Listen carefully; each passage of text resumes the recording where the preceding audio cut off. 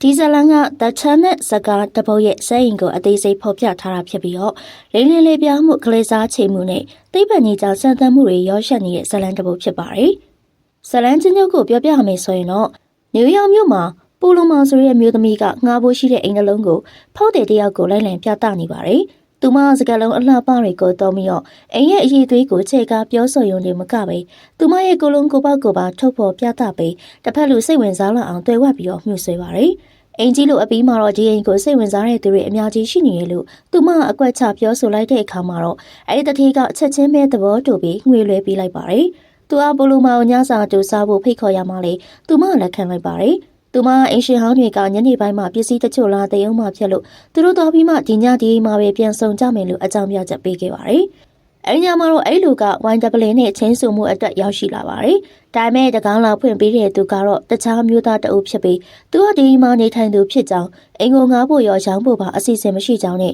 ပိုလိုမောင်ဆိုတဲ့သူကိုလည်းမသိကြောင်းပြောလိုက်ပါတယ်။အဲဒီတတိကပိုလိုမောင်စီကိုချက်ချင်းဖုန်းခေါ်ပေးမဲ့ဖုန်းနံပါတ်ကမရှိတော့ပါဘူး။အမှန်တော့ပိုလိုမောင်ကအိမ်ချမ်းမြေအကျိုးဆောင်ရောင်းဆောင်ပြီးတော့လိမ့်နေသူတယောက်ဖြစ်ပါတယ်။သူမကသူမပိုင်ဆိုင်တာမဟုတ်တဲ့အိမ်တွေတိုက်ခန်းတွေကိုမေကွန်းသိမ့်မမေးတတ်တဲ့တထေးတွေကိုပြသပေးဆရာငွေကိုလိန်ယူကပြောက်ခွေသွားလိမ့်ရှိသူပါ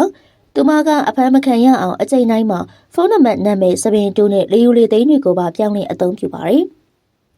ဘလိုမာသူမရဲ့ချစ်သူစမစ်နဲ့ဘာတစ်ခုမှစုံပြီးတော့သူတို့ရဲ့အောင်မြင်တဲ့လိန်လည်မှုတစ်ခုအတွက်အတူတူအောင်ပွဲခံကြပါတယ်။နောက်ပိုင်းအိမ်ရောက်တဲ့အခါမှာတော့သူတို့နှစ်ဦးရင်းနှီးစွာအချိန်ကုန်ဆုံးကြပါတယ်။စမစ်ကနင့်ကိုချစ်တယ်လို့ပြောလိုက်တဲ့အခါမှာတော့ဘလိုမာကငါလည်းအတူတူပဲလို့တုံ့ပြန်ပါတယ်။စမစ်ကဒီစကားအပေါ်မကြေမနဲဖြစ်တဲ့အခါမှာဘလိုမာကဘဝမှာလိုအပ်ချက်ရှိနေသူတွေသာဒီလိုစကားလုံးတွေကိုလိုအပ်တာဖြစ်ပြီးသူတို့နှစ်ယောက်ကတော့အဲ့ဒီထက်ပိုမြင့်မားတဲ့ဆက်ဆံရေးမျိုးမှရှိနေရလို့ရှင်းပြပါတယ်။ဘဏ္ဍာပိုင်းမှာတော့ပိုလိုမာကသူမရဲ့အိမ်မေးကိုစစ်ဆေးရင်းနဲ့နာမည်ကြီးဝတ္ထုတွေကစက်ကောင်ဖြစ်တဲ့ဒေစီဘူခါနန်ဆိုတဲ့အမည်နဲ့ပို့ထားတဲ့စာကိုတွေ့ရပါတယ်။အဲဒီ email ရဲ့ IP address ကရဲစခန်းတစ်ခုရဲ့လိပ်စာဖြစ်နေပေမဲ့ပိုလီမိုကတော့ရဲတွေသားဆိုရင်တော့သူတို့ရဲ့ IP ကိုဖျောက်ထားမှဖြစ်ပြီးဒါတစုံတစ်ယောက်ကစမ်းသက်စုံစမ်းတာဖြစ်မယ်လို့တွေးလိုက်ပါတယ်။ဒါပေမဲ့စမစ်ကတော့ဘော်ဒီမုံမှာဖြစ်ခဲ့တဲ့အဖြစ်အပျက်မျိုးနဲ့တူနေတာကြောင့်ကြောက်ရွံ့ပြီးတော့ထွက်ပြေးချင်နေပါတယ်။ဘိုလိုမာကတော့အဲဒီတုန်းကဆိုရှယ်မီဒီယာပေါ်မှာပုံရိပ်ဝမ်းဝမ်းလေးပဲပါခဲ့တာဖြစ်လို့ဘာမှဖြစ်လာမှာမဟုတ်ဘူးလို့သူမအောင်နှက်သိမ့်ပါတယ်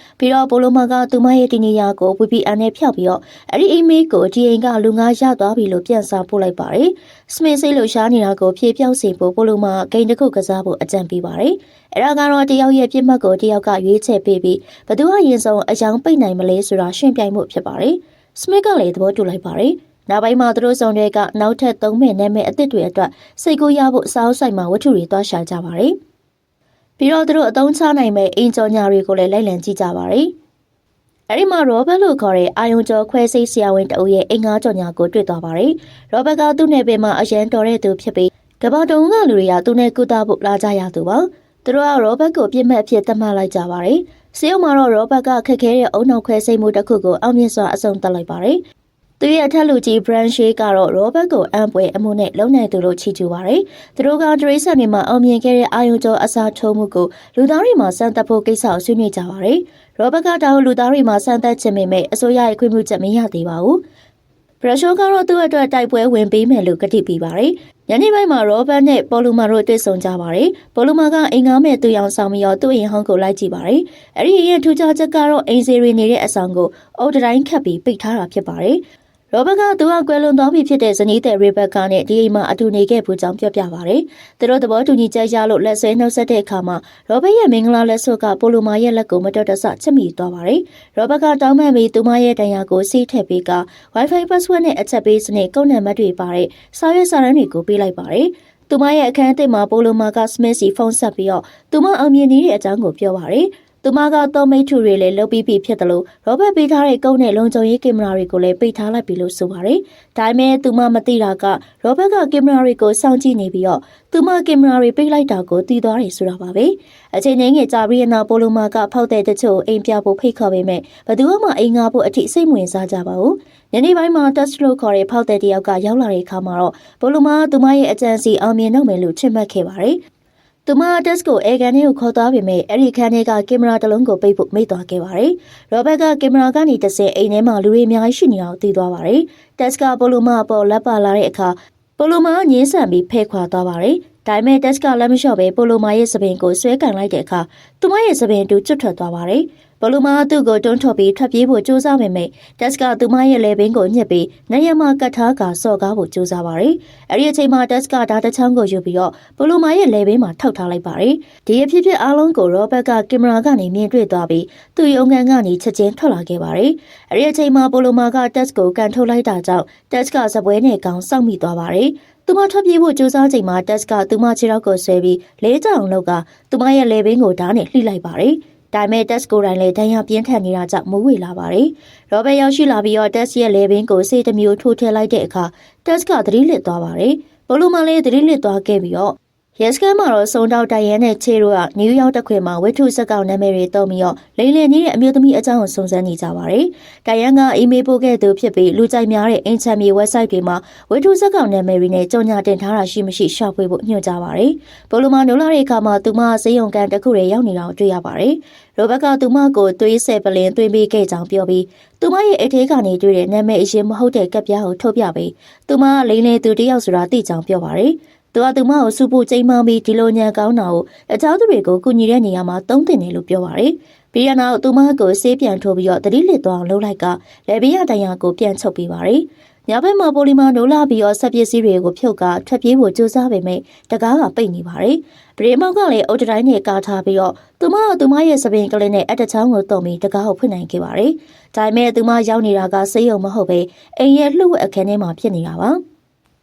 အဲဒီမှာလန်နီဆိုတဲ့သူကသူမကိုပြန်ဖမ်းမိသွားပါတယ်။တစ်ဖက်မှာတော့စမစ်ကသူမရဲ့အယောင်ကိစ္စပြီးသွားလို့ပိုလိုမစီကိုစာပို့ပါတယ်။ရောဘတ်ကသွေးဆိုးနေတဲ့ကော်စောကိုလဲလှည့်ရင်းနဲ့ပိုလိုမရဲ့ဖုန်းနဲ့တော့ရီကိုတွေ့သွားပါတယ်။သူကကော်စောကိုပိုလိုမရဲ့ကားထဲမှာတွဲဝက်ထားလိုက်ပါတယ်။အဲဒီရရှိတအုပ်ကပျောက်ဆုံးနေတဲ့တိုက်ချက်တပ်ပုံနဲ့လာရောက်စုံစမ်းတဲ့အခါမှာရောဘတ်ကမသိကြောင်ငင်းဆိုပြီးဒါပေမဲ့သူကရေပိုက်ကောင်းရှိမှပိတ်ရထားတဲ့ကားတစ်စီးပိုလိုမရဲ့ကားရဲ့အကြောင်းကိုပြောပြပြီးတော့အဲဒီကားကိုဆွဲထုတ်သွားခိုင်းတယ်လို့ရဲကိုလမ်းလွှဲလိုက်ပါတယ်။ပိုလိုမတန်ကျိုးနဲ့ချီနှောင်ခံထားကြတဲ့အခန်းထဲမှာနိုးလာပြီးတော့ရောဘတ်ကသူမအတွက်အစာနဲ့ဆေးလာပေးတဲ့အခါမှာသူမသူ့ကိုတိုက်ခိုက်ဖို့ကြိုးစားပေမဲ့မအောင်မြင်ပါဘူး။ရောဘတ်ကသူမရဲ့ DNA ကိုသုံးပြီးတော့သူမရဲ့နာမည်အရင်းနဲ့သူမရဲ့မိသားစုကလွန်ခဲ့တဲ့3နှစ်ကကားအက်ဆီဒင့်နဲ့သေဆုံးသွားခဲ့ကြောင်းသိသွားပါတယ်။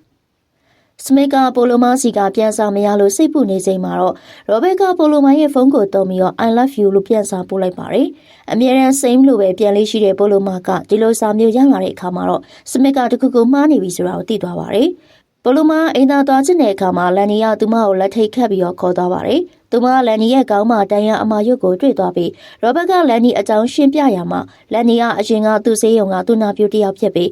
းအရင်မူပြီးတော့ကားမောင်းသူတယောက်ကြောင့်အဲ့လိုဖြစ်သွားခဲ့တာလို့ဆိုပါတယ်။ရောဘတ်ကသူ့ကိုခွဲစိတ်ပေးခဲ့လို့သာအခုလိုလှုပ်ရှားနိုင်တာဖြစ်ပေမဲ့ပိုလိုမာကတော့စိတ်ဝိညာဉ်မရှိတဲ့လူတယောက်အဖြစ်ရှင်သန်နေတာကဘဝမဟုတ်ဘူးလို့ဝေဖန်ပါတယ်။စမစ်ကဇက်ဆိုတဲ့သူနဲ့အတူရောဘတ်ရဲ့အိမ်ကိုရောက်လာပါတယ်။သူမကရောဘတ်ကသူမတို့ညအောင်လုံးကိုနှိပ်စက်တဲ့ရီစာအောင်ဖြစ်တယ်လို့ဇက်ကိုလိမ့်လေပြောပြီးတော့အကူကြီးတောင်းပါတယ်။ဇက်ကအိမ်ထဲကိုတင်းဝင်ပြီးတော့ပစ္စည်းတွေကိုလိုက်ဖျက်ဆီးပါတယ်။ရောဘတ်ရဲ့စနေရေဘတ်ကာရဲ့ဓာတ်ပုံကိုတွေ့လိုက်တဲ့အခါမှာတော့ရောဘတ်ကဒေါသထွက်ပြီးတပ်ပြားအကွဲနဲ့ဆက်ရက်လဲပင်ကိုလှိဖြက်ကတက်လိုက်ပါတယ်။စမစ်ကအိမ်ထဲကိုခိုးဝင်လာချိန်မှာပိုလိုမာကလည်းတန်ကျိုးကိုဖြုတ်ပြီးတော့လွတ်မြောက်နေပြီဖြစ်ပါတယ်။ပိုလိုမာကရောဘတ်အမတ်နဲ့တစုံတယောက်ကိုဓာတ်နဲ့ထိုးလိုက်ပေမဲ့အဲ့ဒါသူမကိုကယ်ဖို့လာတဲ့စမစ်ဖြစ်နေပါတယ်။ရောဘတ်ကစမစ်ကိုကူညီဖို့စ조사ပေမဲ့လန်နီကပိုလိုမာကိုစေးတနက်နဲ့ပြစ်လိုက်တာကြောင့်ပိုလိုမာသတိလစ်သွားခဲ့ပါတယ်။ရောဘတ်ကစိတ်ကူးရောင်နေမြင်လာပြီးတော့ရေဘတ်ကသူ့ကိုစမ်းသပ်မှုတွေအပိသက်ဖို့တိုက်တွန်းနေတယ်လို့ထင်မှတ်လာပါတယ်။ရဲရီကလည်းရောဘတ်ရဲ့အိမ်ကိုတန်တရားရှိလာကြပါတယ်။ပိုလိုမာနိုးလာတဲ့အခါမှာစမစ်ကသေဆုံးသွားပြီဖြစ်ပြီးရောဘတ်ကစမစ်ရဲ့အုံနောက်ကိုတက်စီရဲ့ခန္ဓာကိုယ်ထဲထည့်ဖို့ခွဲစိတ်နေတာကိုမြင်တွေ့ရပါတယ်။ခွဲစိတ်မှုအပြီးမှာတော့တက်စီရဲ့ခန္ဓာကိုယ်ထဲမှာစမစ်ရဲ့စိတ်ဝင်နေပေမဲ့ခဏကြာမှာတော့တက်စီရဲ့စိတ်ကပြန်လဲလွှမ်းမိုးလာပါတယ်။နောက်ဆုံးမှာတော့တက်စီရဲ့ခန္ဓာကိုယ်ကစိတ်နှစ်ခုကြားရုံးကန်ရင်းနဲ့နိုင်ရန်နဲ့ကောင်းစောင်းမိပြီးသေဆုံးသွားပါတယ်။ရဲရီရောက်လာတဲ့အခါမှာရောဘတ်ကအေးဆေးတည်ငြိမ်စွာနဲ့ပဲအိတ်ခဲ့ပါတယ်။ရဲရီယာတက်တဲ့ထောက်ထားအလုံးလောက်မရှိလို့ပြန်သွားကြပြီး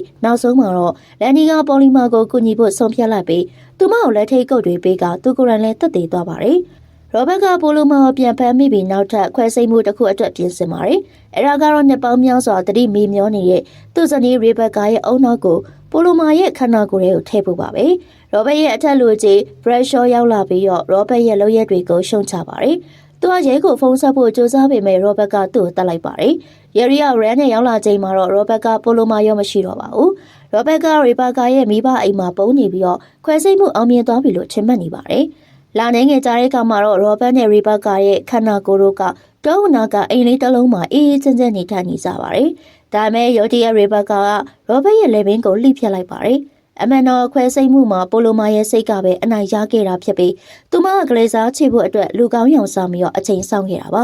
သူမကစမစ်ရဲ့လက်စွပ်ကိုပြန်ဝှက်ပြီးတော့ရောဘတ်သေးဆုံးသွားတာကိုအေးဆေးစွာကြည့်ရင်နဲ့ဇလန်ပြီးဆုံးသွားပါတယ်ကျွန်တော်ရဲ့ channel လေးကိုကြည့်တက်တဲ့ဆိုရင်တော့ like and subscribe လေးလုပ်ပြီးတော့ဘေးနား notification လေးကိုနှိပ်သွားပေးပါအောင်နော်ဟုတ်ကဲ့နောက်နေ့ဒီမှာပြန်လည်ဆုံတွေ့ပါမယ်အားလုံးကိုကျေးဇူးတင်ပါတယ်